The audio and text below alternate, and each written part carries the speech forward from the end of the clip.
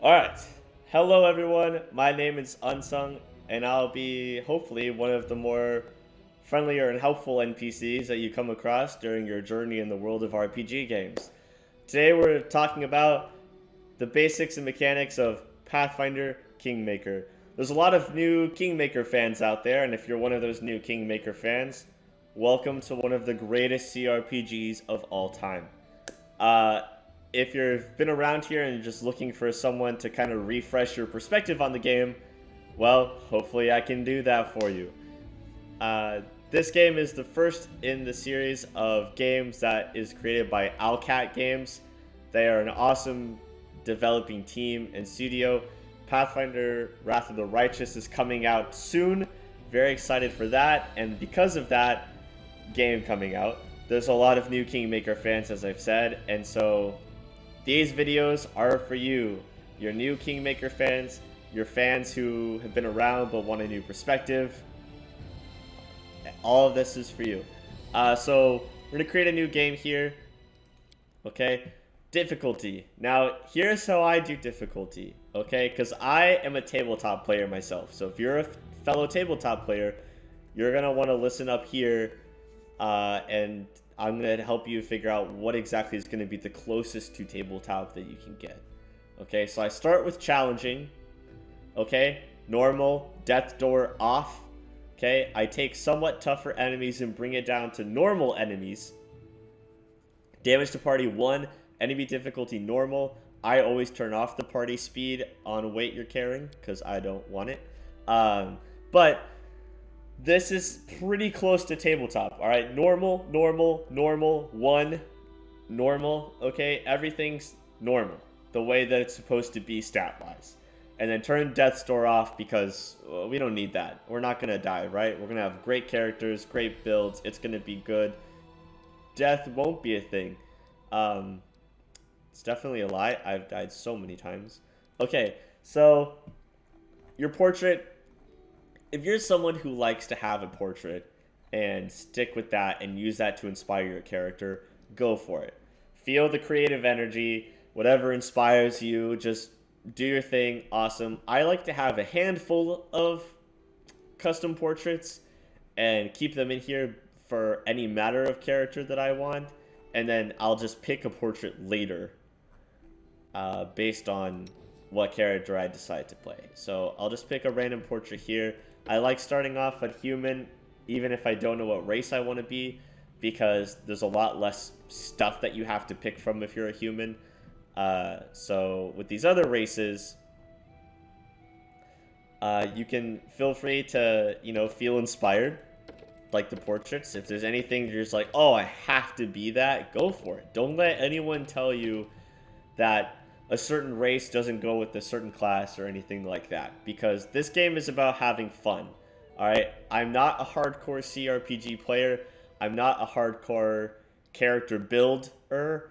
Okay, so if you're here for the most optimized builds, the builds that make the most sense stat-wise, or, fixing races and classes together, or picking certain alignments because of the classes you can pick, any of that nonsense, this is not the channel for you. Because what I am here for is to have fun and pick a build that I think is just fun to play. Because I have tried the optimized builds before, and honestly, they are so boring. I like getting to level 20 in my powers. I like being able to see what one class can do the whole way through. I like, dipping all these classes and stuff is just too much. So I stick with human. I'll pick my race later based on the class that I want, because certain classes do need certain stats, and so I like my races to at least match somewhat. So all these different classes, there will be videos for these. We'll get deep into them, but we'll just pick one for the sake of picking one here. So I'm gonna go with a fighter just because of the stuff they don't really have to deal with in terms of selection and character creation. Okay? So we'll pick fighter. We'll go to skills. I'll just organize this. It does recommend certain stats, and that can be important depending on the build you're going for. Skills.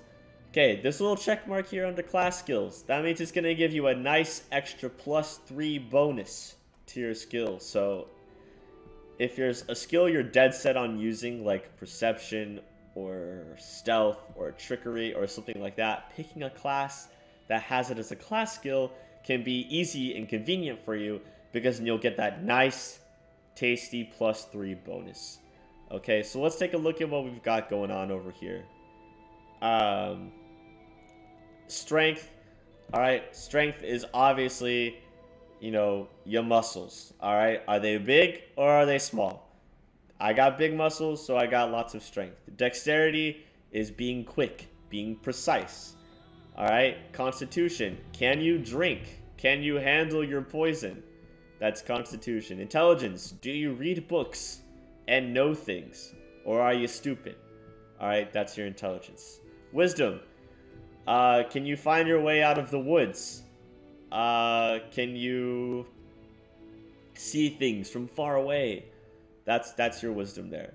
Charisma. Can you, lie? Can you intimidate? Can you talk your way out of an awkward situation? Then you might be charismatic. So going on to these abilities, and we'll all of this stuff over here, we will come back to this at the end, where we can see everything in a nice, overwhelming character page. So I'm just going to pick some feats here. I'm not really paying attention to it because I want to kind of explain feats in some other videos where I'm going to go more into it. Your voice, honestly, probably one of the more important decisions you will have to make, because some of these voices are so freaking annoying, and honestly, you're going to have to listen to your character say shit all the time when running around and collecting things and unlocking things and whatnot. So a mere flesh wound. So many thoughts, so little time. Defeat is not an option. Let us be off. Everyone counts on me. My wounds pile on. Calm down. Not dead yet. Combat is adjourned. I'm not touching that. alright, so I usually choose reserved or pragmatic based on the character that I'm doing. So we'll choose reserved. Birth date, do whatever you want for that. Name, blah, blah, blah, and alignment. Here's the deal. Certain classes require certain alignments, okay? So Cleric, your alignment has to be at least within one step of your god's alignment. Druid, you have to be some form of neutral. Alright, Barbarian, you have to be some form of chaotic or neutral. You just can't be lawful. And for Paladin, you have to be lawful good. And for Monk, you have to be lawful. Okay? So for these classes, they're gonna be people who tell you, take one dip into Monk and then one dip into Alchemist Vivisectionist and all this stuff. But to do that, like, forces your alignment to be a certain thing, and I think that's kind of lame, honestly, because alignment is so important for like roleplay ability and just the different things your character can do and the different actions you'll take. And I think it's way more important to have your alignment be focused on what you want to do. Who do you want to be in this world? Who do you want to play as? I myself usually go the true neutral route and just let my decisions decide my alignment for me. I think it's a little more fun. I think it gets you a little more of a truer alignment, and I kind of just go with that. Do what feels right to you, okay? All the alignments have their own fun things, so you can't really go wrong. The path is clear. So this right here is probably one of the most overwhelming character sheets I've ever seen in my life. And when I first turned on this game, even being a tabletop player, I was like, this is a lot of numbers. So here's the deal.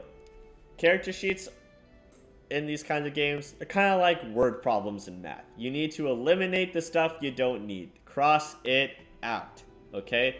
We are a strength-based fighter. Do we care about ranged attack?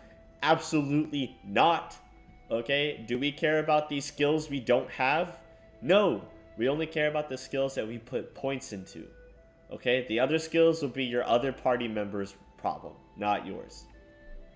So if you hover over any of these things, you'll be able to see the total of what builds it up. So for the skills, right, we've got 1 rank, the +3 because it's a class skill, and the +3 for the strength. All right, that's my strength modifier. The modifier is going to be the bonus that affects everything related to that stat, and the modifier bumps up every even number. So at 18, this will become +4. All right, there's my HP right there. Okay, 14. It's calculated by your constitution and also just the starting HP for each class. Melee attacks. I have a +4 because I have 3 for strength and a +1 base attack bonus down here. Base attack bonus is very important if you are a ranged fighter, strength fighter, or a dex fighter, and you're like a main combat class. If you are a support, healer, controller, spell DCer, anything like that, your base attack bonus doesn't matter at all. But if you are a combat focused class, base attack bonus is going to be your key thing here. So picking a class that gives you a +1 might be beneficial for you. Not all classes do that. Being an alchemist, for example, you start with a base attack bonus of +0. Okay? So if you're being a combat-oriented class, that's important. Proficiencies. Simple and martial weapon proficiency here as the fighter. You're proficient in all your weapons. You're proficient in all your armors. All right. If you have specific things that you can use, they will be here. The game doesn't let you use anything that you can't use. So you'll know if you're proficient or not because it'll say the item will be red and it'll say you can't use this. All right. So you don't really have to pay attention to it too hard. I don't know any spells. This whole box is useless to me. I don't need spells. Alright. Damage reduction. Only some classes get you DR. Most DR is going to come from items. That just... If you get hit for like 10 damage, damage reduction 1, then you'll get hit for 9 damage instead. It'll just subtract the 1, right? Okay. Combat maneuver bonus also uses your base attack bonus and your strength. Okay, combat maneuver bonus is how you can grapple someone, trip someone, disarm someone, any type of maneuvers like that. Your combat maneuver defense is 10 plus your base attack bonus, your strength, and your dexterity. So that's your defense against someone trying to disarm you, trip you, tackle you, grapple you, push you away. Alright? Next up is armor class. Armor class is super important in Pathfinder Kingmaker, okay? In Pathfinder in general. If you're a tabletopper, you know what I'm talking about. AC, alright? Your AC is your dexterity.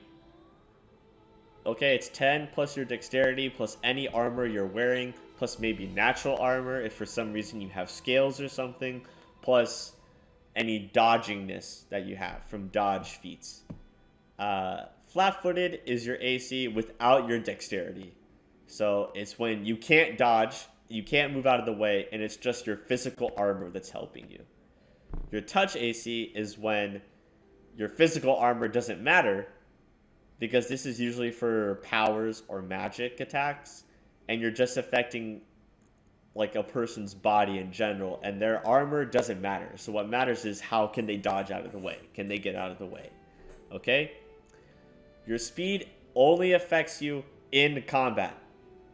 This does not affect outside of combat. So if you're worried about being slow outside of combat, don't be. This is a combat speed only. Fortitude. Fortitude is your constitution defense, okay? If someone's trying to, use a spell to rack your body or, inflict you with poison, then your fortitude is your defense. Reflex. If you're trying to dodge a pit and not fall in it, or you're trying to not slip on some grease, that's your reflex. And then your will saving throw. Your will, if someone's trying to dominate you in the mind, or someone is trying to get you to just paralyze and hold still, that is your will saving throw. Alright. Fortitude, Reflex, Will. Constitution, Dexterity, Wisdom. Okay, so another reason why those stats can be important. Dex is Reflex and Armor class. Constitution is Health and Fortitude. Wisdom is your will saving throw, arguably one of the more important saving throws in the game. Because getting poisoned is one thing, falling in a hole is another thing. Being mind controlled to attack your friends, that's a whole other thing. So I can tell you one of those is significantly worse than the other. Alright. Let's take a look at our skills here. Okay? Athletics. Athletics is running, jumping, and pushing things over. Alright? It's being a strong boy or girl. Persuasion is intimidating someone, trying to lie to someone, or trying to talk your way into somebody's pants, maybe. Persuasion. Knowledge Arcana is how much you know about magic. Okay? Knowledge World is how much you know about the world. It can also be used for history-related things, or anything in terms of where things are located in the world, where cities might be. That kind of thing. Lore Nature. Alright, Lore Nature is nature. Okay? How does that tree grow? Does moss really face north? Where are we inside this forest? All of that is nature. Lore Religion is your religion knowledge. What do I know about that god? What do I know about that god? What do I know about that god? What do I know about that god? Religion. Mobility. Mobility is like balance. Okay? It can also be running through a small space. You know, getting over a fence. Anything like that where you're like being like, it's like athletics, but instead of strength, it's dexterity. Okay? Perception. Can I see things far away? Can I see details on something really close to my face? That's what perception is. It's also used to potentially see if someone is sweating while they're talking to you, or they got the nerves in their body. Perception is probably one of, if not the most important skill, but pretty much anyone can take perception. So if you want to give perception to all your party members and not have to worry about it yourself, you can totally do that. Stealth is being sneaky, right? Trickery is like lock picking, trap disarming, okay? Anything related to that. Also very useful skill, but you probably don't need more than one person in your party with a good trickery skill. And there's a couple of companions that have it, so if you want to stick with those, cool. If you want to be the person to do it, go for it. Use magic device is being able to use wands and scrolls. Alright? Wands and scrolls. So those are important if you're a wand or scroll user, which not everybody is, right? Knowledge Arcana, real quick here. Very important thing. If you want to identify magic items, you need Knowledge Arcana. So if no one in your party has Knowledge Arcana, you will not be able to identify magic items on the go. Okay? So you need to have at least someone that has it. It's a valuable knowledge skill. I would have someone that has every knowledge skill if you can. Okay? Knowledge Arcana, World, Nature, Religion. Have someone cover each of those. Very important. Another thing, Persuasion. Most of the time, you have your party there for persuasion skills. My last playthrough, I played where someone else focused on persuasion, and I could survive most of the game doing persuasion checks. Diplomacy, intimidation, deception, that kind of thing. There are some checks where it's only the main character.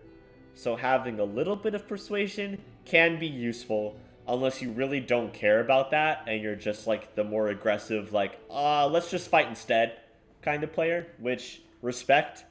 So if that's the way you are, you don't need it. Don't need it. Okay? So this is pretty much the basics of Pathfinder Kingmaker here. This is what all of these things do. These are the mechanics here. There's so much more I can say about so much of this stuff, and I know some of you are probably thinking, there's so much more, how do we not have all of the information in this one video? And that's because that would be really long and overwhelming. So, if you're here already, I have posted other videos for you, and they will go into more detail with things like feats, okay? Figuring out which feats to use for different characters, figuring out which skills can be used, figuring out what stats to use for different characters, okay? All of that type of stuff is being covered in 4 other videos that are also posted right now. So if you want to take a look at those, then you can totally get all of that information bit by bit and only the stuff you need. All right, that way you don't have to skip through this whole thing and find the stuff you need, and instead just are able to have it in one package. So that is this video. That is the basics. I hope it was helpful. If you're a new player, welcome to a great world to be a part of. If you're not a new player and just kind of wanting to refresh yourself a bit, I hope this was useful. By any means don't go into as much detail in this particular video. There are others, like I said, so keep an eye out for those if you want more in depth. I just wanted to kind of give a beginner's. Here's kind of the basics here. If you are a first-time user, I do recommend activating the tutorials in the difficulty section. Okay, it is useful in this game. I learned a lot from it, even being a tabletop player myself. So please give that a look as you play. This is more of a supplement video, not a it's more of a complement video, not like a supplement. It's to be used alongside all of this stuff. It's not going to take place of anything crazy. But that's the video today. I'm Unsung. I hope that I have been a very helpful NPC for you today. And you can catch me in the next helpful video.